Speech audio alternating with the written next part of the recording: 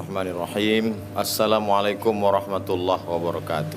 Waalaikumsalam warahmatullahi wabarakatuh. Alhamdulillah wassalatu wassalamu ala Rasulillah wa ala alihi wa sahbihi wa man tabi'ahu wa mawalah. Subhanaka la ilma lana illa ma 'allamtana innaka antal alimul hakim. Rabbi shrah li sadri wa yassir li amri wahlul 'uqdatam min lisani yafqahu qawli.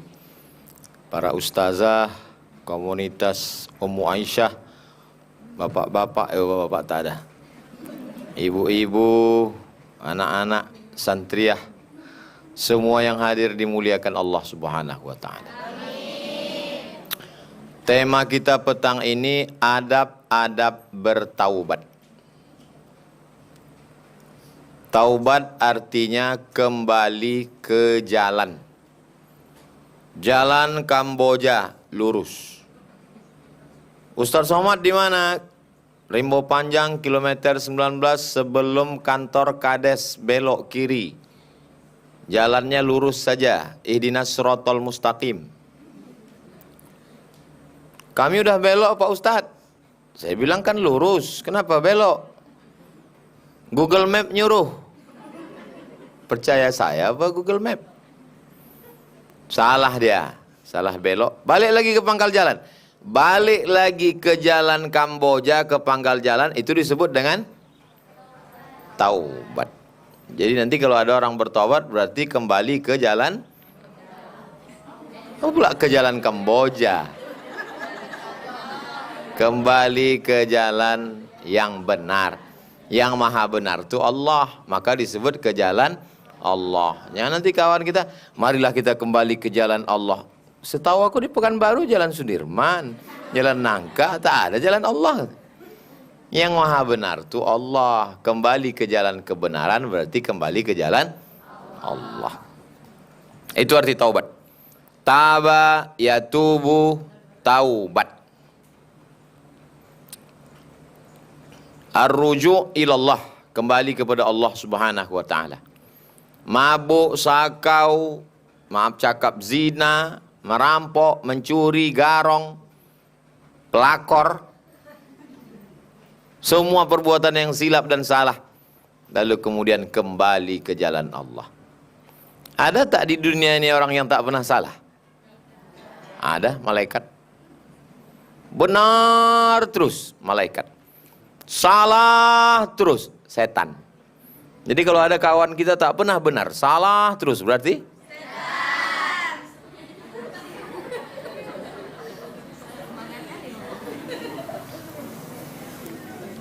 itu sudah kita bahas tentang makna taubat. Nah sekarang apa step-step?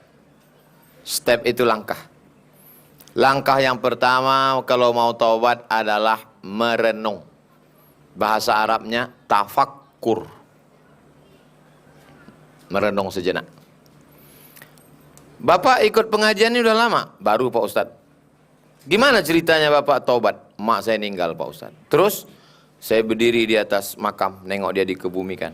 Terus tiba-tiba ada yang nolak dari belakang, jatuh saya ke bawah. Pas saya pegang jenazah mak saya, bergetar badan saya kedinginan. Sejak itulah saya taubat Pak Ustadz.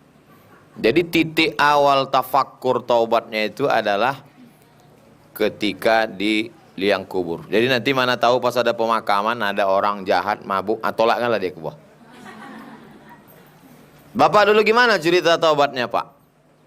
Saya nih Pak Ustadz nggak suka pengajian. Terus istri saya minta jemput. Assalamualaikum bang, jemput aku ya. Kau pulang aja lah sendiri naik taksi. Kalau aku dilarikan supir taksi. Akhirnya saya jemput Pak Ustadz. Saya tunggu lama, saya dengar pengajian, terbuka pintu hidayah.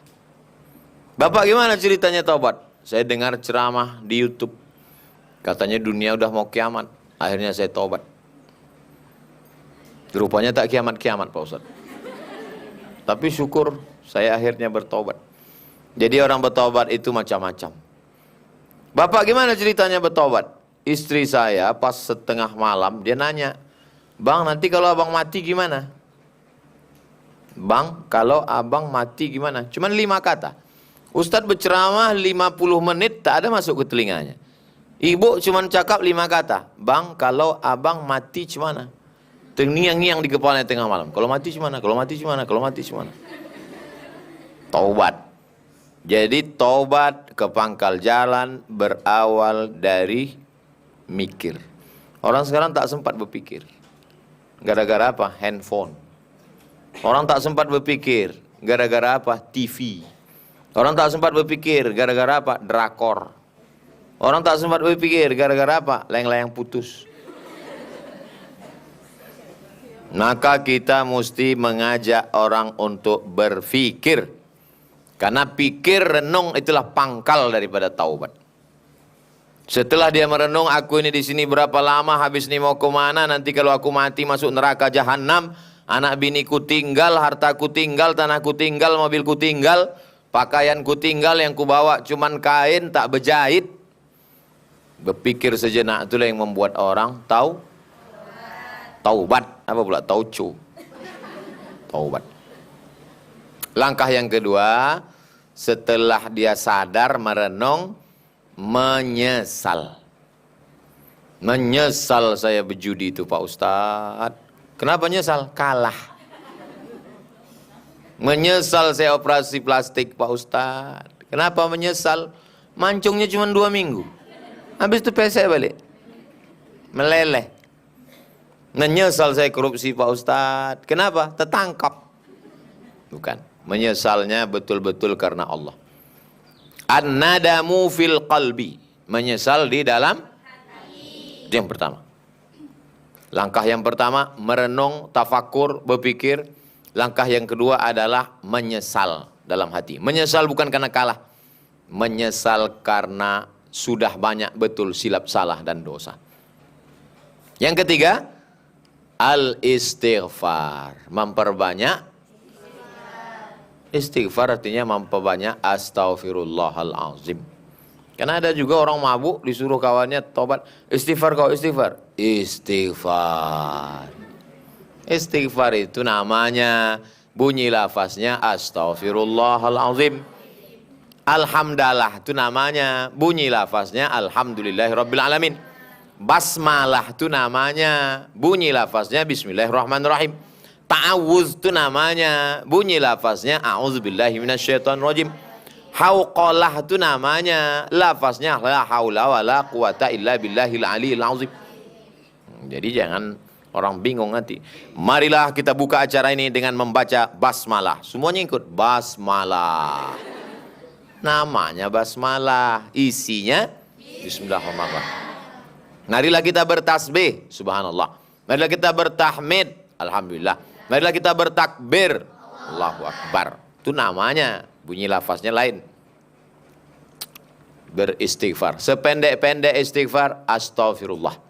Agak panjang, astaghfirullahalazim. Lebih panjang, astaghfirullahalazim alladzi la ilaha illa huwal hayyul qayyum wa atubu ilaih. Lebih panjang, Allahumma anta rabbi la ilaha illa anta khalaqtani wa ana abduka wa ana ala ahdika wa wa'dika mastata'tu a'udzubika min syarri ma sana'tu abu'u laka bi ni'matika alayya wa abu'u bi dzambi faghfir li fa innahu la yaghfiru dzunuba illa anta. Panjang betul tuh Pak Ustaz. Gimana kami bisa menghafal menulisnya biar cepat? Tak usah ditulis. Tulis saja di Google. Tulis di situ Sayyidul Istighfar. Sayyidul Istighfar. Habis itu enter, pilih image, gambar. Nah, langsung dapat lengkap sama terjemahnya. Allahumma anta rabbi la ilaha illa anta khalaqtani wa ana abduka wa ana ala ahdika wa ahdika mastata'tu a'udzubika min syarri ma sana'tu abu'u laka bi ni'matika alayya wa abu'u bi dzambi faghfir li fa innahu la yaghfiru dzunuba illa anta. Print. Sesudah di print, letakkan di dapur dekat tempat masak. Sambil masak, Allahumma anta rabbil anta khalaqtani, pagi, siang, malam. Insyaallah 3 hari hafal. Tak juga hafal, cabut, masukkan ke kompor. Bakar, masukkan ke kopi, aduk, minum. Insyaallah TBC.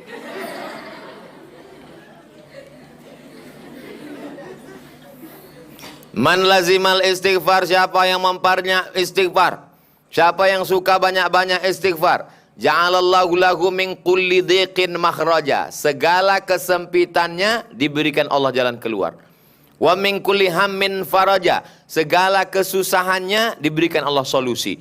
Wa razaqahu min haitsu la yahtasib. Dikasih rezeki dari jalan yang tidak disangka-sangka. Saya yakin dan percaya ibu-ibu ini pasti orangnya banyak beristighfar. Sehingga solusi minyak teratasi. Dapat rezeki dari jalan yang tak disangka-sangka. Saya tak pernah minta.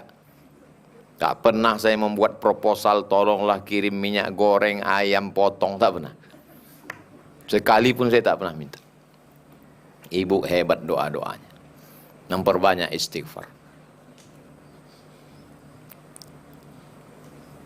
Kesulitan, ada kemudahan. Kesempitan, ada kelapangan. Sulit rezeki, diberi jalan yang tidak disangka-sangka. Berapa kali Nabi Muhammad SAW satu hari beristighfar? Mi'ata marrah fi yaumin wa laylah. 100 kali sehari semalam. Ini kadang kita habis sholat baru 3 kali. Itu pun cepatnya macam dapat tempe mendoan kena minyak goreng. Apa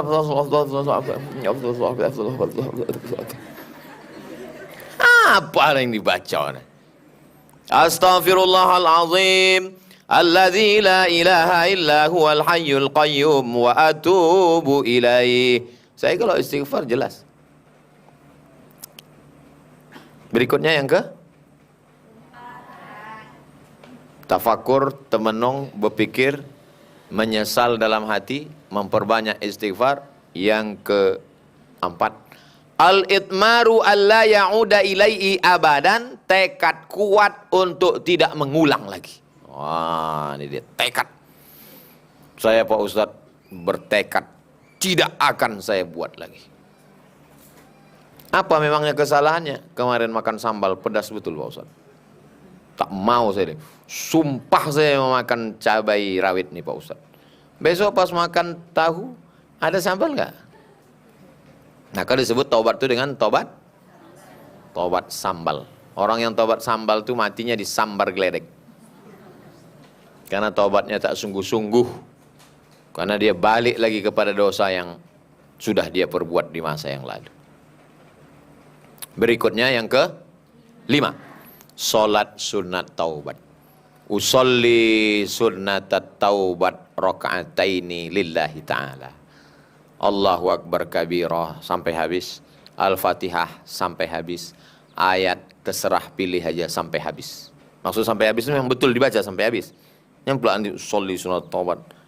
Iftitah sampai habis. Fatihah sampai habis. Ayat sampai habis. Tanya sama lakinya, sholat apa kau tadi? Sholat sunat taubat. Kenapa begitu? Gitu kata Ustaz. Sholat sunat taubat. Bagusnya di sujud terakhir itu minta sebanyak-banyaknya kepada Allah. Tapi jangan sampai keluar di mulut. Di dalam hati saja. Apalagi kalau kita pakai bahasa yang bukan Arab, bahasa Indonesia. Ambo nak lancar bahasa awak, buya, bahasa awak sih. Ambo doso ambo sagadang bukit Uhud. Banyak mana dosa ambo Allah. Kau pakai bahasa Jawa, iki dosane wakeh tenan, wis perang-perang dina ora ngarul ngidul ngetan. Minta kepada Allah Subhanahu wa taala. Salat sunat taubat, menangis, meneteskan air mata, meminta ampun kepada Allah Subhanahu wa taala. Yang keberapa tadi itu? Oh, salat sunat taubat itu yang ke-6. Yang ke-5-nya tinggal tulis saja angka. Yang ke-6 salat sunat. Yang ke-5-nya mandi. Sebelum sunat taubat itu mandi taubat. Niatnya Pak Ustadz, aku niat mandi taubat. Caranya Pak Ustadz, basah dari ujung rambut sampai ujung kaki. Di mana Pak Ustadz? Terserah. Kolam renang bisa, Sungai Siak bisa, di kamar mandi bisa. Tak bisa saya mandi Pak Ustadz, wudhu. Tak bisa wudhu Pak Ustadz, tayamum. Tayamum tak bisa juga Pak Ustadz, berarti kau udah mati. Nah ada orang tak bisa tayamum. Tayamum yang paling mudah. Ambil tanah tuh, tanah yang kering, cium sedikit, jangan sampai ada botek kucing.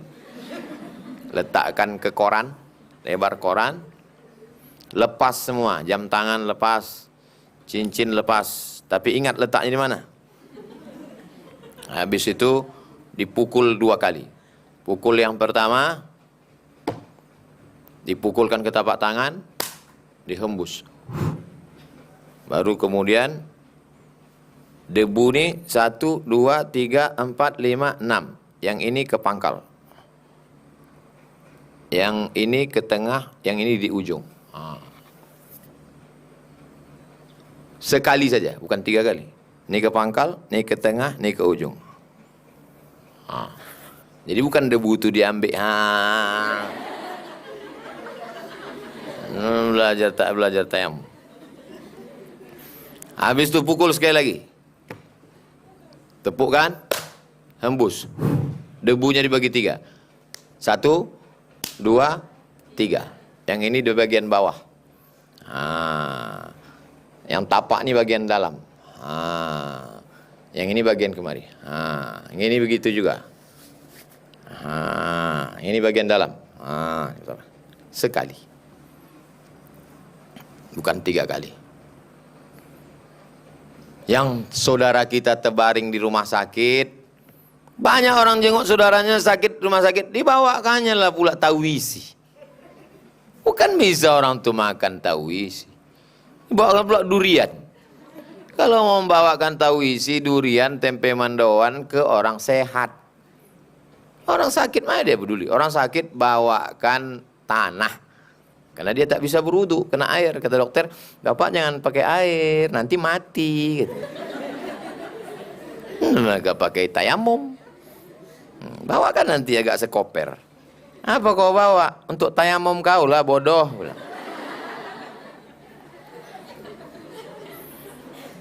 Dia berhari-hari di situ tak bisa sholat. Anaknya tak ada yang mengaji, bininya pun tak pengajian. Asal masuk menjenguk, abang handphone. Abang, TikTok dulu ya. La ilallah. Semanalah dia mau tenang hatinya. Mau turun rahmat Allah subhanahu wa ta'ala. Jadi yang mensponsori ini namanya Yayasan Tabung Wakaf Umat. Saya pembina di situ. Mobil itu mobil Yayasan Tabung Wakaf Umat. Mobil itu siapa aja yang mau naik gratis. Syaratnya sakit sama mati. Asal sakit mati hubungi nomor. Itu ada nomor, catat. Mungkin sekarang ibu tak mau mencatat. Tapi nanti pas kejadian di keluarga, kalaulah aku catat kemarin. Kalau nanti sebelum balik, aku putus itu. Penting itu. Nah, setelah mandi, bersih, tak bisa mandi, wudu, tak bisa wudu, tayamum, sholat sunat taubat. Sholat sunat taubat bagus, sehat, berdiri. Tak bisa berdiri, sholat sunatnya taubat, duduk di kursi. Allahu Akbar. Rukuknya agak tunduk sikit. Allahu Akbar. Sujudnya, tunduknya makin ke bawah. Sesuai kemampuan. Kalau sakit pinggang yang kuat. Duduk. Kalau tak bisa duduk, berbaring, pindah arah kiblat. Sana kiblat, kepala ke utara, kaki ke selatan. Miring ke kiblat. Tak juga bisa miring, sakit, telentang. Matanya berkedip. Allahu Akbar. Sami Allahu liman hamid. Allahu Akbar. Tak juga lagi bisa berkedip, gul itu dah.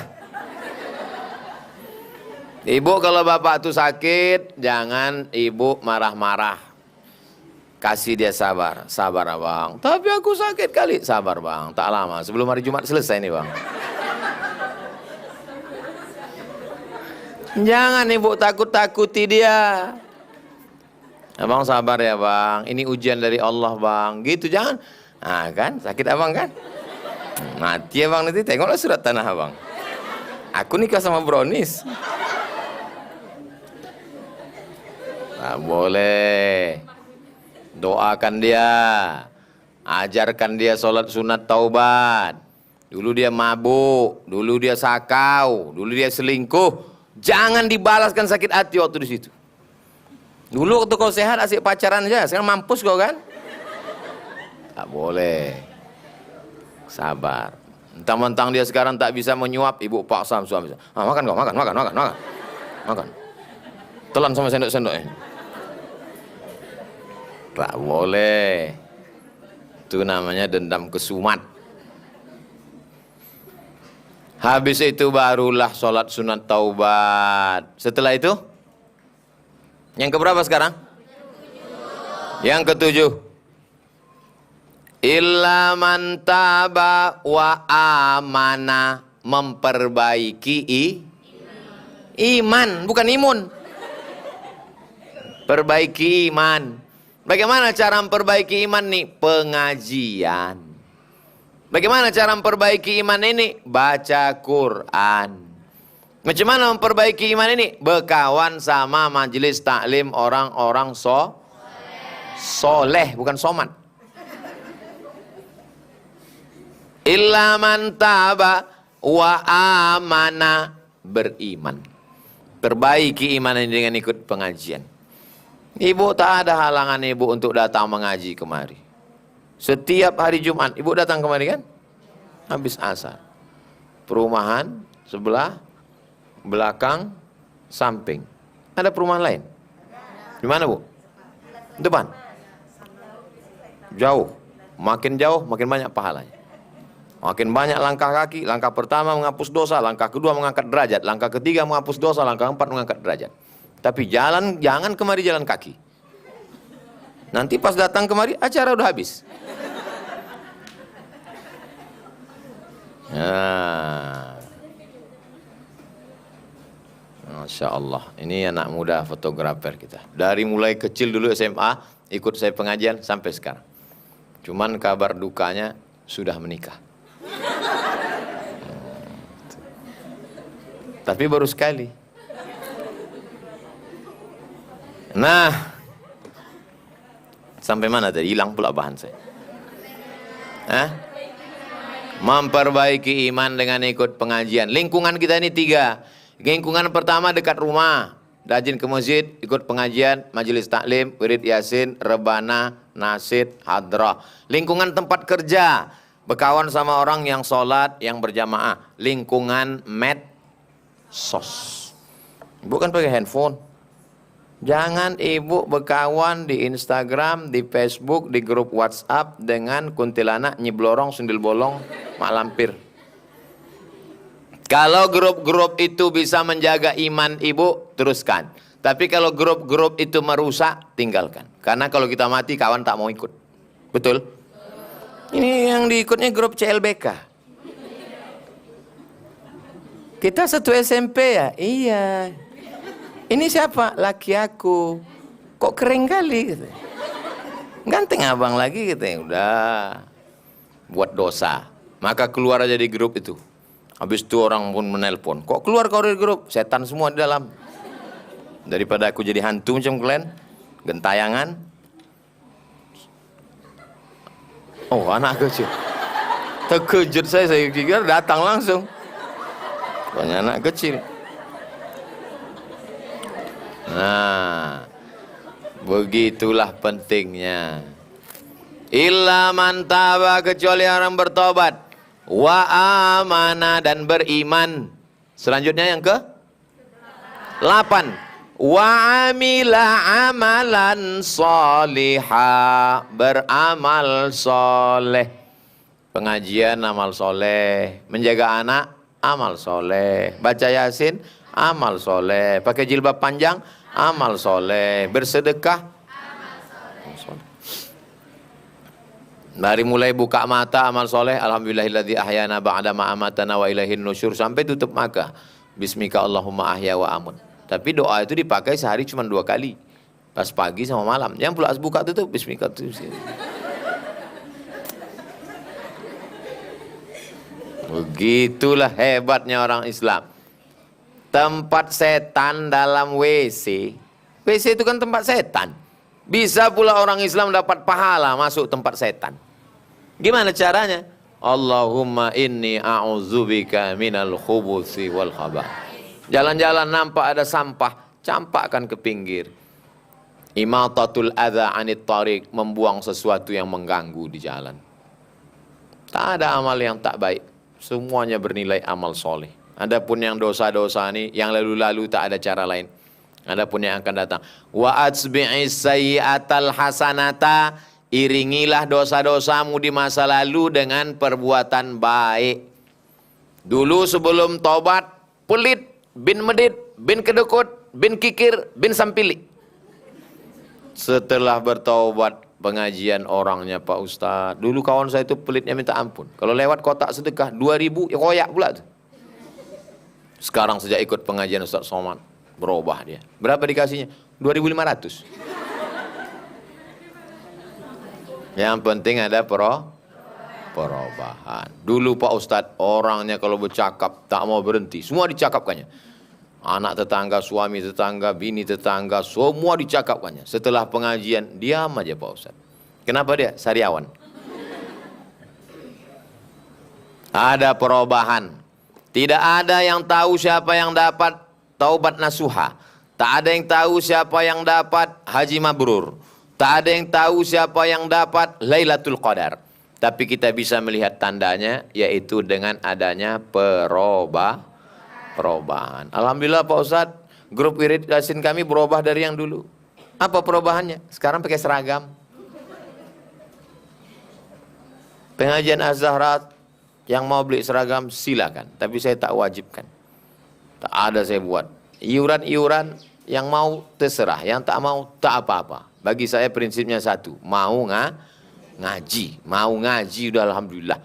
Ibu-ibu sekarang stres gara-gara TV, gara-gara sinetron. Tiba-tiba ada yang mau mengaji, itu sudah alhamdulillah beramal soleh. Illalladzina amanu, semua di dunia ini rugi. Innal insana lafi khusr, rugi. Illalladzina amanu, kecuali orang yang beriman, wa amilus sholihat. Itu cuma yang beruntung. Beriman, beramal soleh, wa tawasau bil haq, wa tawasau. Cuma 4, lain daripada itu rugi. Orang kaya rugi, orang miskin rugi 2 kali. Orang cantik rugi. Jangan sebut jelek. Kurang cantik rugi 2 kali. Orang ganteng rugi, orang tak ganteng rugi 2 kali. Sudahlah di dunia tak dapat, di akhirat melarat, tempat neraka jahanam. Bagus mati. Itu apa hidup? Buat macet Pekanbaru aja. Ngabis-ngabiskan oksigen aja. Ya, jadi beramal soleh. Saya tadi pagi pengajian di Masjid Al-Firdaus, komplek kantor wali kota yang baru Tenayan Raya. Habis dari sana pengajian di pembukaan pesantren Durratul Ilmi. Habis dari situ pulang sebentar, tak sempat tidur, telayang-layang, tidur-tidur ayam. Pengajian Az-Zahra. Nanti habis dari sini, habis sholat maghrib, langsung pengajian malam di Al-Qadariyah, Jalan Delima. Besok subuh Al-Qadariyah. Yang nanti malam jauh di sana, arah ke Tenayan. Habis besok subuh, pokoknya banyak lah, tak ingat jadwal nih. Ada terus jadwal. Jumat, Sabtu, Ahad, Senin keluar kota. Pertama, ketiga, keempat, kecuali kedua. Kedua saya di sini. Jumat, Sabtu, Ahad di sini. Pertama, ketiga, keempat keluar kota. Kelima Pak Ustadz di luar juga. Selagi sanggup berjalan. Nanti kalau udah tak sanggup berjalan, baru di sini aja. Daripada digendong orang, bagus kita duduk. Beramal ini sampai kapan Pak Ustadz? Capek kami nih Pak Ustadz, sholat, puasa, berzikir, baca Quran, sampai kapan beramal ini? Tenang, sampai malaikat maut datang. Nanti kalau udah malaikat maut datang, ada disuruh kita beramal? Tak ada. Kalau sudah malaikat maut datang, berhentilah beramal. Apa kata jamaah masjid? Kita antar ke tempat peristirahatan yang terakhir. Siapa bilang istirahat? Disitulah penyiksaan pertama. Mungkar Nakir sudah siap dengan martil palu godamnya. Peristirahatan terakhir pula kata dia. Marilah kita antar ke tempat peristirahatan yang terakhir. Yang lain-lain pun mengangguk-angguk. Pas tanya, kenapa kau mengangguk? Entah. Apa pula peristirahatan terakhir? Iya kalau dia orang soleh. Kalau dia pemabuk, kalau dia sakau, kalau dia penipu, kalau dia pembohong, tukang fitnah, itulah azab yang pertama. Azab kubur, disusul dengan azab padang mahsyar, disusul dengan azab hisab, diusul dengan azab titian siratal mustaqim, sampai akhirnya masuk neraka jahanam. Kalau ada iman dalam hatinya sebesar biji sawi, diperiksa malaikat, ada, angkat, masuk ke surga. Udah hitam, legam, terbakar, macam arang. Masuk juga ke surga. Tertulis di tengkuknya, mantan penghuni neraka. Makanya kita berdoa tidak mau singgah. Rabbana atina fid dunya hasanah wa fil akhirati hasanah wa qina azabannar. Ada duit, sedekah, nasi bungkus. Tak ada nasi bungkus, nasi aja. Buka orang tuh, sampai hati tak ada lauknya. Kurang ajar betul yang ngasih nih, kata dia. Tak juga bisa air putih. Ini macam air putih. Ya, ini udah tak ada lagi nih, bukan air putih. Ini enggak, ini untuk iklan, bukan untuk dipakai. Bismillah. Ibu-ibu sudah minum? Belum? Oh, kalau belum saya kasih. Saya sangka tadi puasa sunat. Saya tengok kue udah habis. Mana ada puasa sunat hari Jumat Pak Ustadz? Jumat tunggal tak ada. Tapi kalau Kamis Jumat ada. Jumat Sabtu ada. Jumat sendiri tak boleh karena Jumat ini hari raya. Sabtu, Ahad, Senin, Selasa, Rabu, Kamis. Tanggal 17. Tanggal 17 Kamis. Tanggal 17 tanggal berapa? Hah? Sekarang ini kita tak juga bisa percaya sama orang. Betul 17. Ustadz aja suuzon sama kami. Hari Kamis tanggal 17 itu nanti malam Jumat, malam nisfu Sya'ban. Jangan lupa habis sholat maghrib baca Yasin 3 kali. Habis itu berdoa kepada Allah SWT.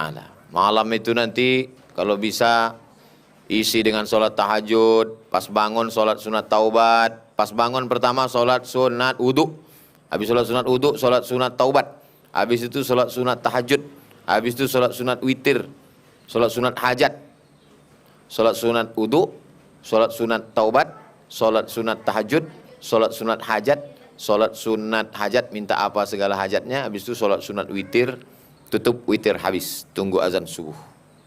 Itu nanti malam nisfu Sya'ban. Yattali'u Allah ala jami'i khalqihi lailatan nisfi min Sya'ban. Hadis sahih riwayat Imam Tabrani.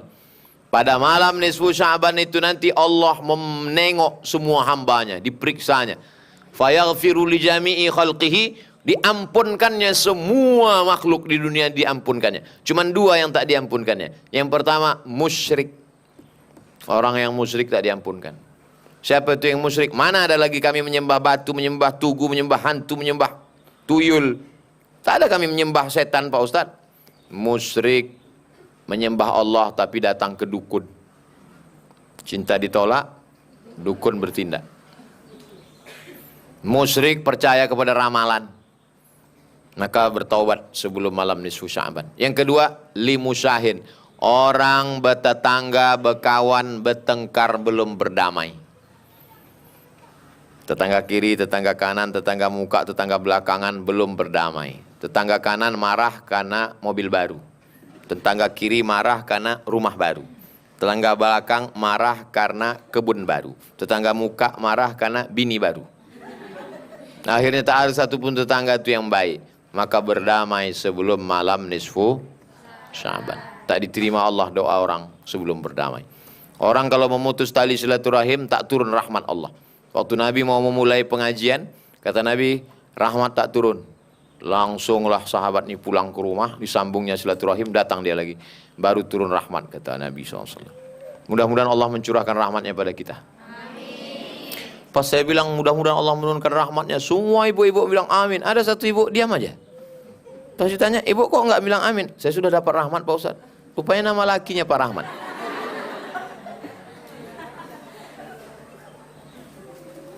Bapak Ibu, ibu-ibu yang dimuliakan Allah Subhanahu wa taala. Berikutnya yang Yang ke-9 yang terakhir. Yang ke-9 adalah al-jamaah. Alaikum bil jamaah. Kalau sudah taubat jangan sendirian. Karena orang sendirian amat sangat rentan digoda setan. Maka ada pengajian wirid Yasin. Ada ibu-ibu kan ada musola belakang. Musola apa namanya? Musola Al-Hijrah. Ada buat grup wirid Yasin? Buat grup wirid Yasin, grup Serikat Kemalangan, karena orang mati tak bisa sendirian, SKM. Lalu kemudian berjamaah, bapak-bapaknya juga bersama. Kalau sudah berjamaah, insya Allah istiqomah. Kalau sudah istiqomah, insya Allah husnul. Sepaket itu dah. Kita sampai poin yang ke-9 nih aja. Karena kalau sudah kita buat jamaah, pasti istiqomah. Kalau sudah istiqomah, pasti husnul khatimah. Mana dalilnya Pak Ustadz? Alladzina qalu rabbuna Allah, orang yang berkata Tuhanku Allah.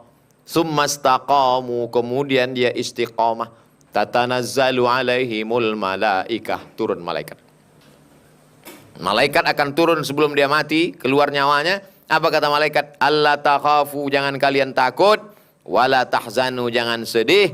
Wa absyiru bil jannati allati kuntum tu'adun. Kalian berbahagia dapat surga yang dijanjikan Allah. Sebelum nyawanya keluar, keluarlah dari mulutnya la ilaha illallah Muhammadur Rasulullah. Mati dalam keadaan husnul khatimah. Kenapa husnul khatimah? Karena istiqomah. Kenapa istiqomah? Karena berjamaah. Kenapa orang tidak husnul khatimah? Karena tidak istiqomah. Kenapa tidak istiqomah? Karena tidak Yang punya motor berjamaah. Apa nama jamaahnya? Biker subuhan. Born to ride, ride to jannah. Lahir untuk mengendara menuju surga. Yang hobi mobil off-road 4x4. Begitu juga punya komunitas. Pergilah kami ke Batu Tilam. Naik ke atas bukit. Mobil-mobil kecil nyangkut. Mobil besar pakai 4x4, gardang 2, muka belakang, naik ke atas. Jadi masing-masing punya komunitas. Kau komunitas kau apa? Sepeda ontel. Kau komunitas kau apa? Pencinta burung hantu. Kau komunitasmu apa? Semua ada hobi masing-masing. Ibu juga buat komunitas-komunitas ini. Komunitas hijabers. Komunitas jilbabers. Komunitas entah apa bers-bers lah. Asal jangan komunitas embers. Ember bocor. Nauzubillah. Itulah 9 kajian kita pada kesempatan ini.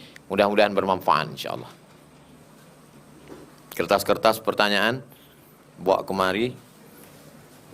Kita akan bahas dalam tanya jawab insyaallah.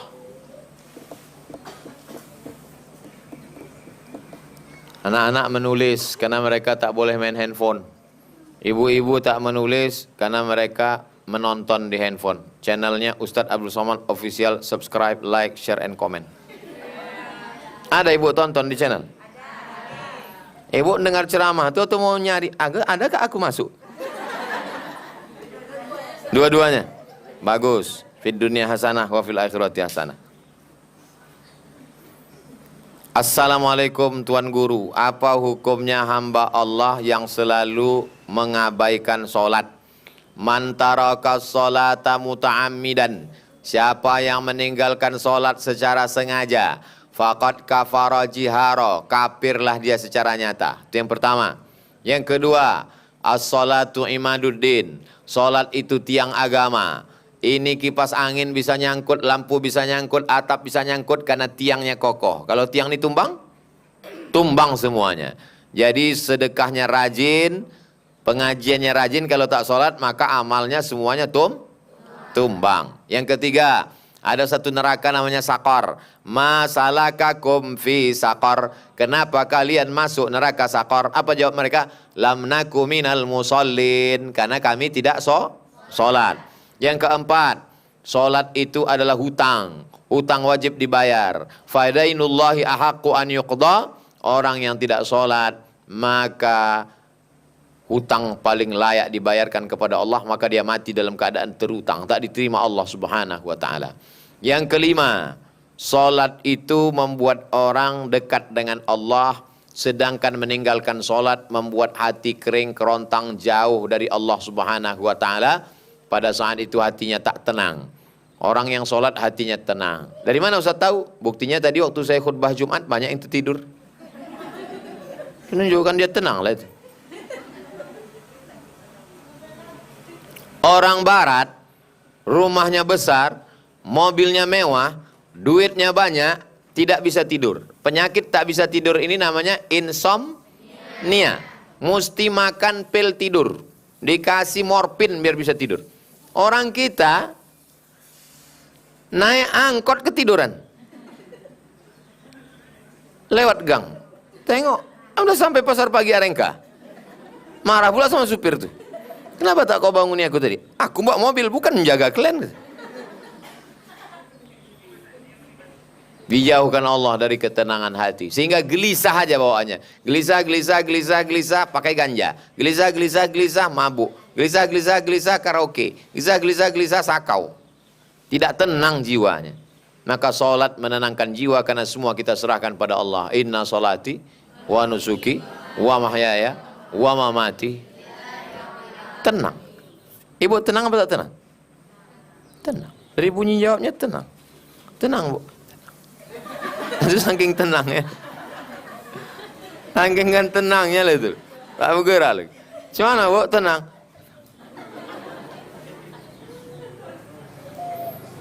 Ustadz, laki saya tak sholat Pak Ustadz. Walaupun ibu udah pengajian, jangan pulang nanti ibu ceramahi pula bapak. Bang, sini sebentar. Ya ayyuhalladzina kafaru. Doakan aja mudah-mudahan dia sholat. Mudah-mudahan suami ibu sholat. Banyak juga yang tak sholat. Ditanya dia, nanti kalau abang mati aku tak ikut bang. Surat rumah ini sama aku. Surat tanah aku yang megang, STNK BPKB pun sama aku juga. Yang menyertai abang nanti di liang lahat sholat itulah. Dia muncung kau kata dia.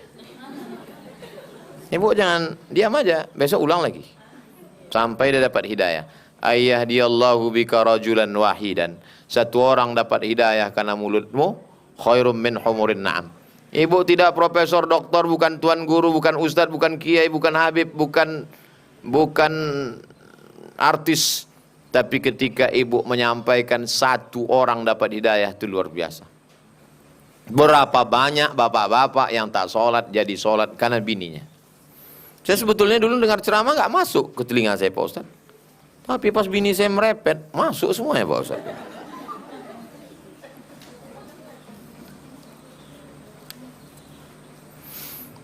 Ustadz, bagaimana sikap kita kepada orang tua yang selalu membedakan anak-anaknya, padahal kita sangat sayang kepada orang tua kita, tapi kalau kita menjenguknya selalu sakit hati melihat sikapnya. Untuk orang tua, ini hadis Nabi SAW, fattaqullah, takutlah kamu kepada Allah, wa'dilu baina auladikum, bersikap adillah kamu kepada anak-anak kamu. Ibu punya anak ibu 3, 4, 5, tak boleh ibu bagi-bagi anak ini. Kasih mesti sama.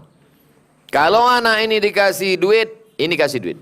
Kalau ini dikasih warisan, hibah, wasiat, ini mesti kasih. Tak boleh berpilih kasih. Anak yang satu kuliah sampai S1, S2, S3. Anak yang satu es cendol pun tak dapat. Berarti nanti ibu mewariskan putus silaturahim. Cucu ibu nanti akan berkelahi. Iyalah kau kaya, ayah kau dulu disekolahkan, ayah aku tidak. Itulah gara-gara atuk kita, mampus juga dia kan. Memutus tali silaturahim. Jadi ibu tidak boleh tidak adil.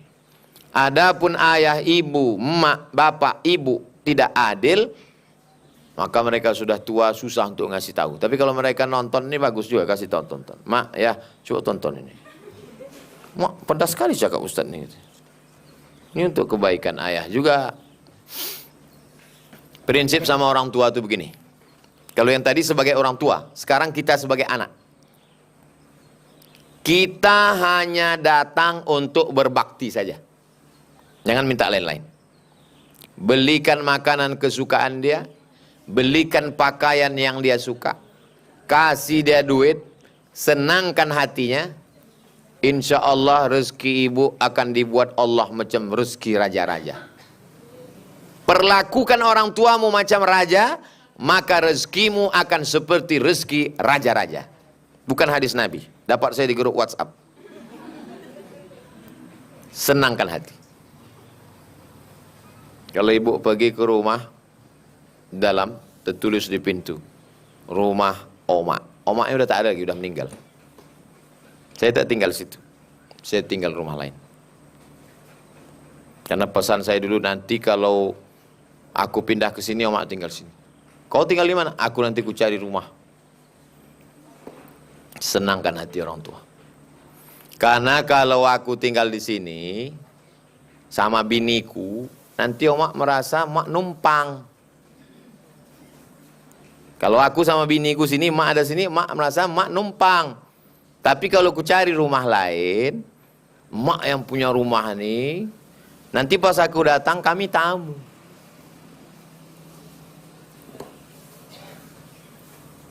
Jadi ibu senangkan hatinya. Masalah dia tak adil, dia udah tua, udah pikun, umur 70, 80. Sanggup ibu membalas bagaimana dia dulu mengandung 9 bulan 10 hari. Sanggup ibu bagaimana dulu dia membesarkan tetes peluh keringat air mata. Perempuan lebih berbakti kepada orang tua. Kenapa? Karena perempuanlah yang merawat, mengandung, menyusukan, membesarkan anak-anak. Kalau kami, saya laki-laki hanya menengok saja. Tak dapat dibalas. Di awal kehamilan, berubah hormon dalam tubuhnya, sensitif hidungnya, muntah-muntah dia. Membesar janin dalam perutnya, menekan ususnya, napasnya makin pendek. Berubah warna kulitnya. Retak-retak kulit di badannya. Makin besar janin dalam perutnya, bengkok tulang belakangnya, merasakan sakit luar biasa. Melahirkan anak, macam laki-laki tabrakan, bepatahan tulang-tulangnya. Nyawa taruhannya, meregang nyawa. Jadi kalau ada orang durhaka kepada emaknya, pada ayahnya, oh, saya tak pernah saya lawan emak saya. 71 tahun umurnya. Saya pulang 2008, serumah sampai 2019. 11 tahun saya serumah. Semua saya penuhi. Tak pernah saya lawan. Pun setelah meninggal, ada juga rasa menyesal dalam hati. Kenapalah aku dulu tak begini? Kenapalah aku buat begini? Kenapa aku tak buat begini? Menyesal. Sekarang apa Ustadz buatkan? Sekarang saya buat yayasan pendidikan anak-anak supaya mengalir pahalanya. Anak-anak kita ini habis zuhur, habis subuh murojaah. Jam 4 subuh bangun tahajud. Habis subuh murojaah, habis zuhur murojaah. Subuh ke zuhur masuk kelas. Asar murojaah, maghrib murojaah, isya murojaah. Sampai jam 10 malam. Pahala anak-anak ini membaca, mereka dapat, orang tua mereka dapat, almarhumah mak saya pun dapat, mengalir ke dia. Termasuk pengajian ibu-ibu. Janji saya dulu. Termasuk di kampung. Di kampungnya pun saya buatkan yayasan. Yayasan Wakaf Hajah Rohana berbagi. Setiap bulan membagi 200 paket sembako. Harapan saya supaya mengalir pahala. Jadi saya sudah sampaikan, sebagai orang tua mesti adil. Sebagai anak yang punya orang tua yang sudah tua 60-70, jangan dilawan. Iya kan aja apa kata dia. Kau ini begini-begini. Iya mak. Jadilah pendengar yang baik. Anggap aja radio rusak. Nanti sampai masanya rindu mau menengok radio rusak. Meleleh air mata. Semua buku Yasinnya, buku surat Al-Kahfinya, buku zikirnya, tasbihnya, kainnya, telekungnya saya simpan dalam satu koper. Ada kopernya khusus. Kalau rindu, tengah-tengah malam saya buka, saya cium, saya peluk kuat-kuat. Untuk mengobati rindu. Tapi orang tak juga adalah meninggal. Jadi masih ada orang tua, sayanglah. Yang santri tunjukkan prestasi. Balik, ma aku udah hafal 30 juz. Ma aku S1. Senangkan hati. Bagi yang sudah tak ada, bacakan Al-Fatihah. Kirimkan Yasin. Saya sudah sampaikan dua sisi. Sebagai orang tua dan sebagai anak. Ini Ketua Yayasan Tabung Wakaf Umat. Al-Mukarram Ustadz Al-Nab Dinar. Adik kelas saya di Al-Azhar Kairo. Dia ini ormas, orang masjid. Sebentar ya, seketele. Pertanyaan terakhir. Apakah nifas berlaku orang yang habis keguguran usia kandungan 6 minggu? Soalnya dia udah mulai sholat sebelum 40 hari. Kalau umur janin itu lewat 80 hari, berbentuk dia, maaf cakap waktu gugur, maka berlaku hukum nifas. Tapi kalau kurang 80 hari, tak berbentuk, maka dia disebut dengan damun fasid, darah rusak. Keluar, cuci, mandi, bersih, macam ada luka di tangan. Cuci, mandi, bersih, sholat. Saya ulang sekali lagi, dua indikasinya. Pertama, 80 hari umur kandungan itu. Lalu kemudian berbentuk. Kalau tidak 80 hari belum, atau tak ada bentuk, maka tak berlaku hukum nifas. Apakah taubat seseorang berlaku tapi dia belum memutuskan untuk berhijab? Hanya baru mencoba memperbaiki dalam hal sholat. Karena sebelumnya dia wanita malam. Wanita malam ini maksudnya tukang jaga malam. Dia keluarnya malam aja. Siang dia tidur. Namanya bad woman. Laba-laba di waktu malam. Kalau tobat itu jangan setengah-setengah. Kau udah tobat? Aku udah tobat. Kenapa kau belum berjilbab? Aku tobatku baru 0,1%. Ya ayyuhalladzina amanu, hai orang beriman, udkhulu fis silmi, masuklah ke dalam Islam kafah, total. Dari mulai hijabnya, sholatnya, puasanya. Mungkin dia baru bertahap, baru mulai ngaji, tak apa-apa. Suatu ketika adalah Buya Hamka, Haji Abdul Malik Karim Amrullah, sedang ngisi pengajian di Bandung. Datang perempuan, rambutnya keribu, kukunya panjang, pakai kutek. Datang ke Buya Hamka. Buya, saya belum bisa pakai kerudung, belum bisa potong kuku, belum bisa ngilangin kutek. Buya Hamka tak marah. Buya senyum aja. Apa kata Buya? Nanti kalau imanmu menebal, kutekmu menipis. Tipis saja cakapnya. Pendek tapi maknanya dalam. Nanti kalau imanmu menebal, kutekmu menipis. Kalau imanmu memanjang, kukumu begitu hebat. Jadi kalau ada, saya kadang pengajian ada perempuan tak berjilbab. Tak pernah saya permalukan dia pun. Kalau kalian mau menengok penghuni neraka, itulah dia. Oh. Apa permalukan orang? Dia udah mau mengaji aja udah alhamdulillah. Doakan dia dapat hidayah, kita sampaikan. Mungkin berproses, belum sempurna. Itulah kajian kita pada petang hari ini.